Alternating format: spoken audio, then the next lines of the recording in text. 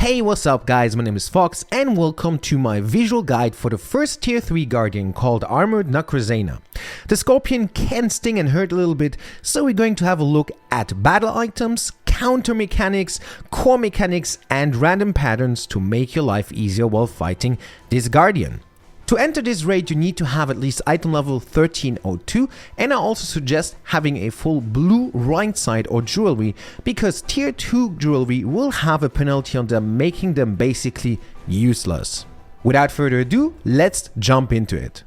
For the Armored Nacrasena raid, you want to bring 3 battle items, and as always, 2 of those are the Flare and the HP Potion, and number 3, the Destruction Bomb. The Destruction Bomb plays a very big role for Armored Nacrasena, so really make sure to bring your Destruction Bombs. The number one thing you need to learn about Armored Nacrasena is that you can and should break the tail. It is super important and vital to make this fight much easier if you are able to break the tail. In order to break the tail, you need to stagger him, which will happen randomly during the fight, and then his tail will light up with some green arrows flashing to signalize his tail can be broken now.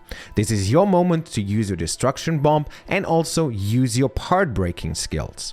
You can check in the description of your skills if your skill has part breaking on it. In order to cut off the tail completely, you have to stagger him twice and then also destroy the tail twice in the raid.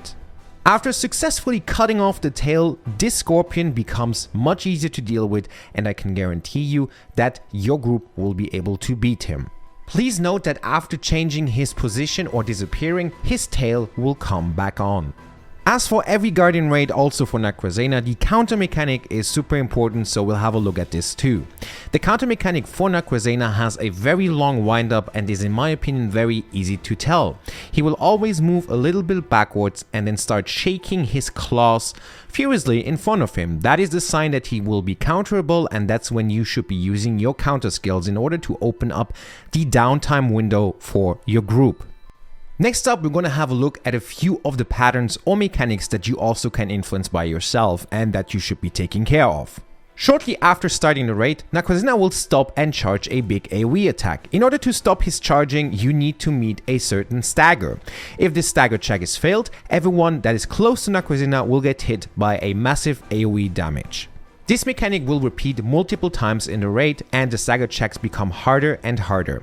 If your group does not have stagger heavy jobs like Gunlancer, Zerker or Scrapper, I suggest to disengage for the second and third version of this stagger check. Next up, we have the ad mechanic. Basically, Nacrasena will bury into the ground and you will have to kill the ads that he will release. If these ads are not being killed, they will enrage and do massive AoE damage around them at all times. So make sure to focus these ads down as fast as possible. After a few seconds, Nacrasena will come back out and will hit for massive damage whoever is in his path. And with that, we are done with the most important mechanics of the Armored Nacrasena raid. For the rest of the video, I will be displaying a few more patterns and other things he does and how to avoid them. If you guys did like the video, make sure to leave a like and subscribe for more future guides for Lost Ark battle instances. Wishing you all a great rest of your day wherever you live.